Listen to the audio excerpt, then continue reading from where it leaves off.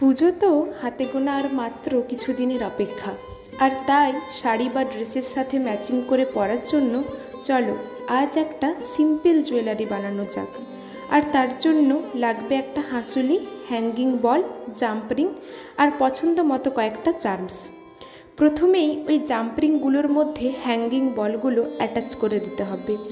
এইভাবে সবগুলো করে নেওয়ার পর এগুলোকে এবার চার্মসগুলোর সাথে জুড়ে দিতে হবে। আর এভাবেই আমি 3টে চার্মসকেই তৈরি করে নিয়েছি। তারপর একটা চার্মসকে হাঁসুলিটার সাথে অ্যাটাচ করে দিলেই তৈরি হয়ে যাবে এই সিম্পল হাঁসুলিটি। আর দুটো চার্মসের সাথে ইয়াররিংসের হুকগুলো অ্যাটাচ করে দিলেই দুটো ইয়াররিংসও রেডি। আর এই হলো আমার তৈরি হাঁসুলির ফাইনাল লুক।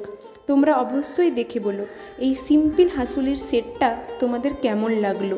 ভালো লাগলে অবশ্যই একটা লাইক, কমেন্ট আর চ্যানেলটা সাবস্ক্রাইব করে দিও।